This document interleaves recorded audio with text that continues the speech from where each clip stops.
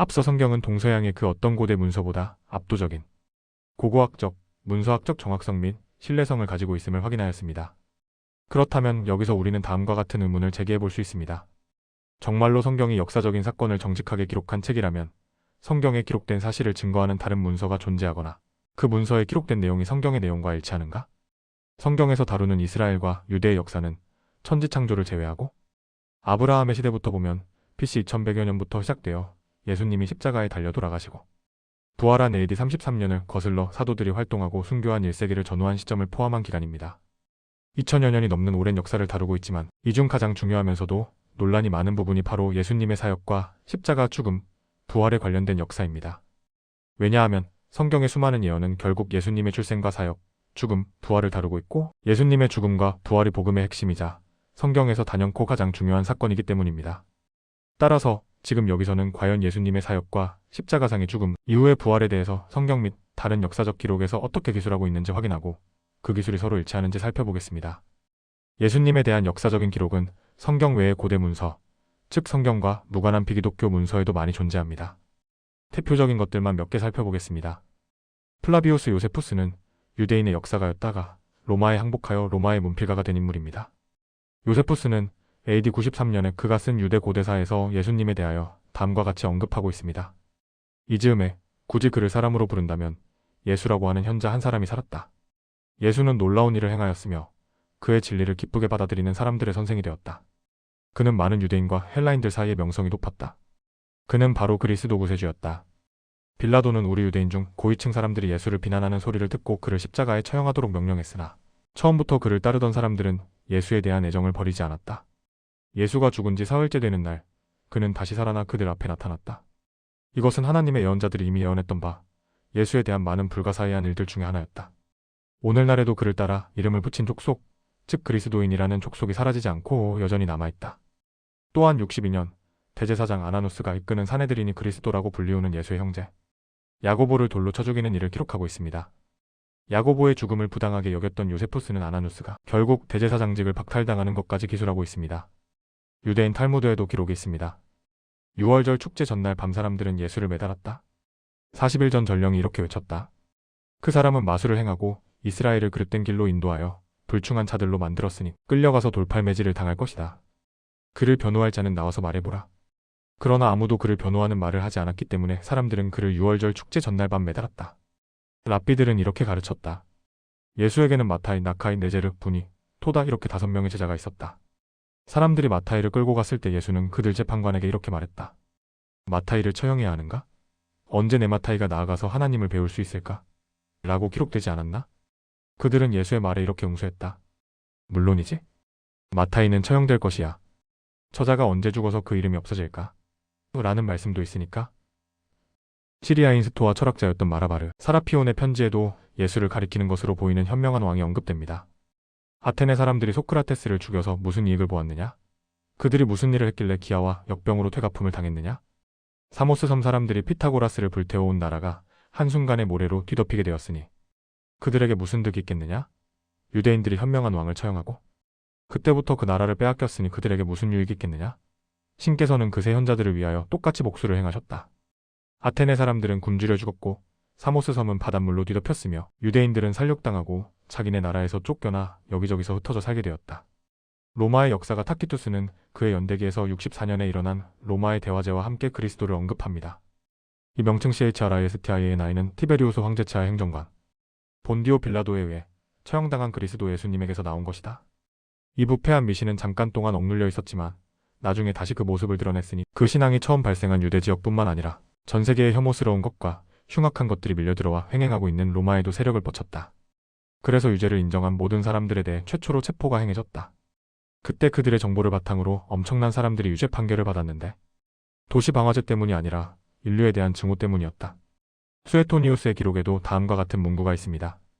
크레스토스 메시아를 의미하는 크리스투스의 오기로 쫓죽됨에 의해 미혹되어 끊임없이 소요를 일으키는 유대인들을 그 황제는 로마에서 추방했다. 네로의 처벌은 새롭고 유해한 사교를 믿는 사람들인 그리스도인들에게 내려졌다. 플리니 2세는 기독교인 박해에 앞장섰던 인물로 트라얀 황제에게 보낸 글에서 당시 기독교인에 대해 이렇게 언급했습니다.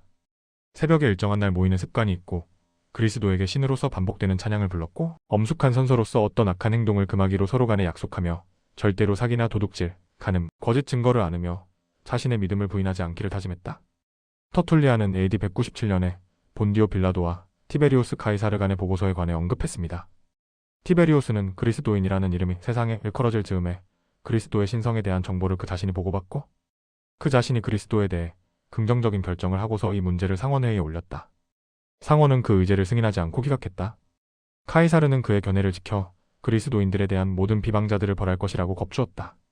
탈루스라는 역사가의 기록에는 주 30년 4월에 발생한 신비한 일식에 대한 내용이 있는데 이는 예수님의 십자가 사망 당시 발생한 3시간가량의 이상한 어두움에 대한 해답을 제시하는 것으로 추측됩니다.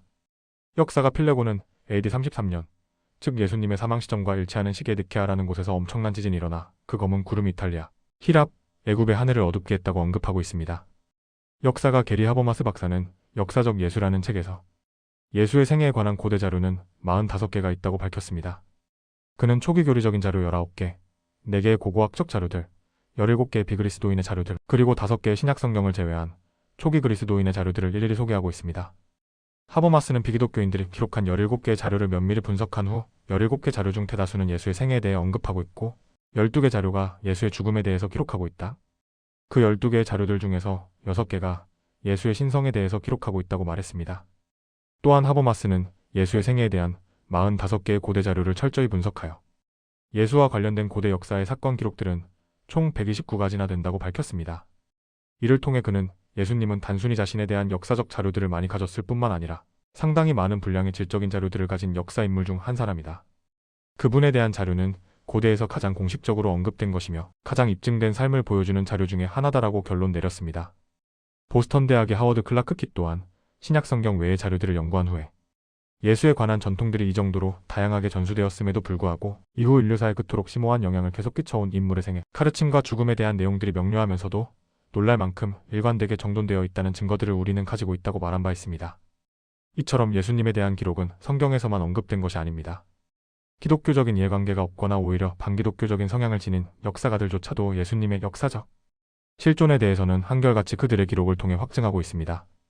예수님이 실제 역사의 인물이었냐 아니냐는 종교적 믿음의 문제가 결코 아닙니다. 이는 고고학적 사실에 관련된 문제이며 논란의 여지조차 없는 문제입니다.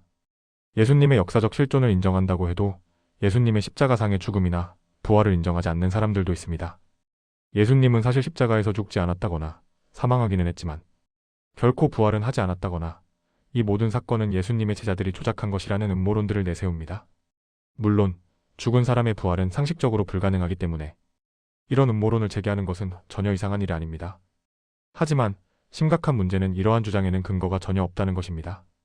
이는 마치 원인을 알 수 없는 어떤 사건이 발생했을 때 아무런 근거도 없는 수많은 억측과 소문이 마치 사실인 것처럼 인터넷에 무차별적으로 유포되는 것과 같습니다.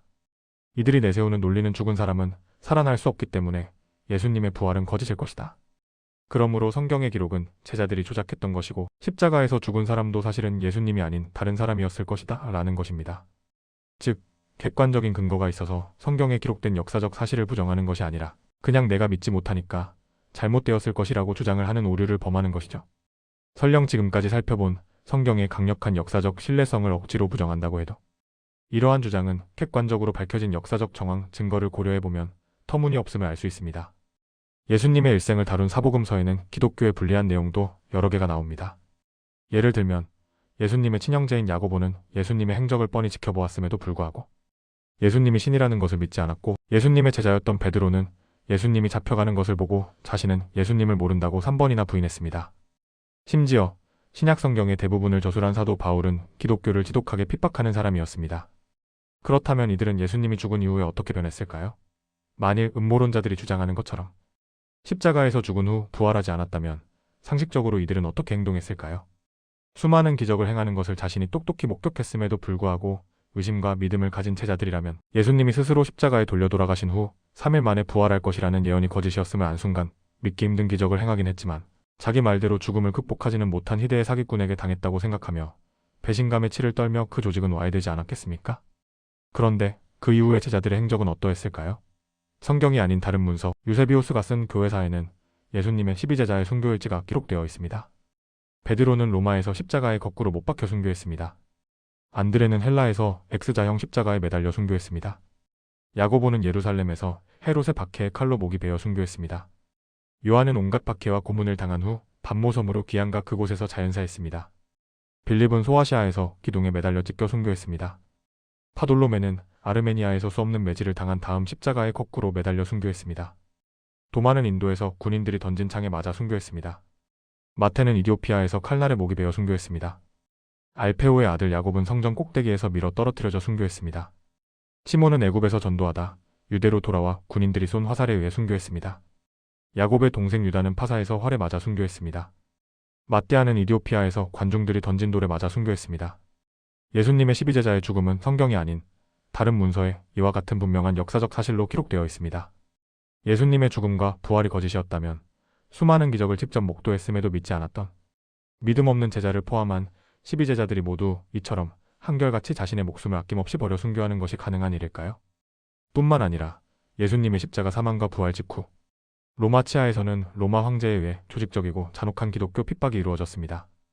AD 64년부터 AD 313년 밀라노 칙령으로 기독교를 공인하기까지 수많은 황제들이 기독교를 끊임없이 박해했습니다. 그럼에도 불구하고 기독교는 오히려 더 퍼져나갔고 죽음을 두려워하지 않는 수많은 순교자가 끊이지 않았음을 역사는 증명하고 있습니다. 이 모든 사실이 거짓이라면 어떻게 이런 집단적인 순교가 가능할 수 있을까요? 혹자는 종교적인 열심으로 순교를 불사하는 광신도들은 어느 종교에나 있는 것 아니냐고 반문합니다. 충분히 일리 있는 주장입니다. 하지만 예수님의 십자가, 죽음과 부활 이후에 불교처럼 번져간 기독교의 순교자들의 경우는 타 종교의 순교와 분명한 차이가 있습니다. 그것은 당시 초대교회 기독교 순교의 경우에는 검증되지 않은 종교적 교리에 속아 이루어진 것이 아니라 분명하게 목격되고 확증된 부활이라는 사실에 기초를 했다는 점입니다. 지금도 이슬람권이나 사이비 종교에 빠진 사람들 중에는 교리에 따라 자신의 목숨을 바치거나 전 재산을 바치는 일이 허다하게 일어나고 있습니다. 하지만 이들이 믿는 교리는 자신이 분명히 직접 경험하거나 목도한 믿음에 의한 결과물이 아니라는 분명한 차이점이 있습니다. 예수님의 죽음은 예수님에 대한 제자들의 믿음을 완전히 와해시켜버리기에 충분한 정도로 충격적인 사건이었습니다. 하지만 그럼에도 불구하고 목숨을 바쳐 예수님을 믿는 사람들이 수가 폭발적으로 늘어났다는 것이 초기 기독교 순교에 관련된 문서에 기록되어 있습니다. 예수님이 부활하지 않았다면 이것이 가능했을까요? 이들이 예수님의 죽음 이후 수백 년이나 수천 년 이후에 태어나서 단순히 예수 사건을 종교적인 믿음으로 받아들이는 사람이었다면 이야기가 달라질 것입니다. 하지만 이들은 예수님과 분명히 동시대에 살았으며 그의 행적과 죽음을 직접 체험하고 목도한 세대들이었습니다. 따라서 이들이 자신의 목숨을 바칠 수 있었던 것은 부활이라는 당시의 사건이 분명한 경험적 사실이 아니고서는 불가능한 것이죠. 거짓말을 하거나 사기를 치는 사람은 존재하지만 자신이 직접 체험한 어떤 사실이 뻔히 거짓이거나 사기라는 것을 분명히 아는데도 그 믿음을 고수하기는 쉽지 않습니다. 극한의 고통까지 불사하며 자신의 목숨까지 버리는 일은 진실이 아니라면 불가능합니다. 여러분은 확실한 거짓에 대해 목숨을 걸 수 있습니까? 성경에는 예수님이 부활한 이후 12명, 자신의 제자들 뿐만 아니라 당시 수많은 사람들 500여 명에게 나타났다고 기록되어 있습니다. 이처럼 예수님의 부활은 가장 믿을 만한 문서인 사복음서와 신약, 성경의 분명한 역사적인 사실로 기록되어 있습니다. 뿐만 아니라 신약 성경을 뺀 분명한 다른 로마 시대의 기독교, 박해사와 이후에 드러난 역사적 기록과 그에 대한 정황을 살펴도 결코 부인할 수 없는 역사적 사실입니다.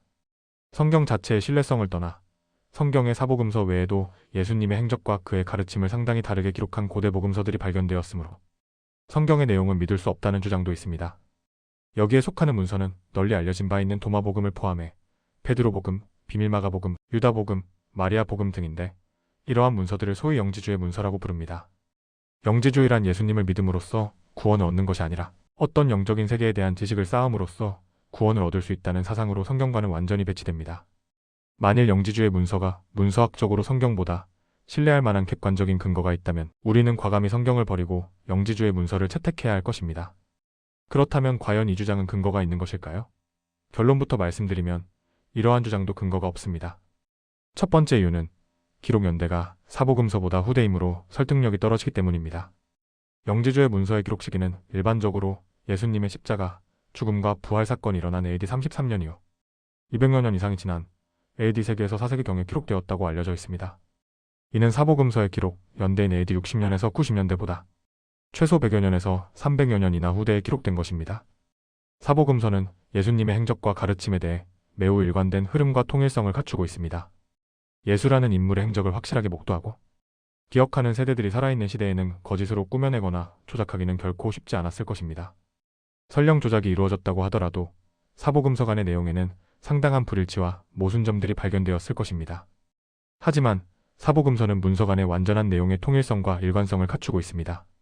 반면 영지주의 문서들은 예수님의 행적을 목도한 세대가 다 죽고 난 이후 최소 2세대 이상이 지난 후에 기록되었기 때문에 신뢰도가 매우 낮습니다. 두 번째 이유는 영지주의 문서의 내용은 사복음서 내용과 배치되는 것을 떠나서 상식적으로도 말이 안 되고 납득이 안 되는 내용들로 가득하기 때문입니다. 사복음서를 믿지 말고 영지주의 문서를 믿어야 한다는 사람들의 주장은 사복음서의 내용에 믿기 힘든 기적들이 많이 나타나기 때문이라고 합니다. 하지만 오히려 이러한 속성은 영지주의 문서에서 훨씬 더 심하게 나타납니다. 예를 들면 도마복음에서는 자신을 남자로 만드는 모든 여자는 천국에 들어가리라는 황당한 내용도 실려 있습니다. 베드로복음에서는 예수의 무덤을 막았던 돌이 굴러가고 머리가 구름까지 닿는 두 천사가 무덤으로 들어가 세 번째 사람을 도와 나오는데 이후 하늘에서 잠자는 자에게 말씀을 전했느냐라는 음성이 들려오자 예수가 아니라 십자가가 얘라고 대답한다는 황당한 내용도 있습니다. 세 번째 이유는 이러한 영지주의 문서는 제목에서 언급하고 있는 도마나 베드로, 마리아, 유다와 같은 인물이 쓴 것이 아니기 때문입니다. 영지주의 이단 문서도 대부분 예수님의 사후 200여 년 이상이 지나서 나타나기 시작했습니다. 사람들의 이목을 집중시키기 위해 실제 저자가 아님에도 제자들의 이름을 문서 제목으로 사용했습니다. 네 번째 이유는 심지어 어떤 영지주의 문서는 완전히 위조되거나 날조된 것도 있기 때문입니다. 한때 큰 이슈가 되었던 비밀 마가복음은 발견자가 자신의 명성을 높이기 위해 완전히 위조한 것으로 밝혀졌습니다. 또한 지저스 페이퍼라는 고대 문서는 발견 과정이 너무나 허술해서 신빙성이 의심스러운 작가, 신원 미상의 거래상, 원본 확인 불가, 죽어버린 고고학자 등 믿을 만한 근거가 전혀 없습니다. 매체에서 새로운 내용의 고대 문서가 발견되었다고 성경의 진실성이 부정되는 것은 결코 아닙니다. 그것에는 반드시 객관적인 증거가 있어야 하기 때문이죠. 지금도 인터넷에서 어떤 객관적으로 입증된 사실이 밝혀져도 수많은 억측과 루머가 난무하는 것을 여러분들도 너무나 잘 알고 있지 않습니까? 이처럼 객관적인 기준의 근거에서 확인했을 때 터무니없는 수많은 아류와 거짓이 끊임없이 난무한다는 사실은 역설적으로 성경이 오히려 더 확실한 역사적 진실임을 강력하게 뒷받침하는 것입니다. 왜냐하면 명품이고 진품일수록 모조품이 많기 때문이죠. 아무런 가치도 없는 허접한 상품에는 모조품조차 붙지 않기 때문입니다. 하지만 성경은 2000여 년이 넘도록 이토록 집요한 공격을 받았음에도 불구하고 여전히 전세계 1위의 베스트셀러 자리에서 내려오고 있지 않습니다. 이 모든 사실이 성경의 기록이 역사적 사실이며 진실임을 강력하게 반증하는 것입니다. 다음 글에서는 셀 수 없이 많은 성경의 고고학적 증거들을 살펴보겠습니다.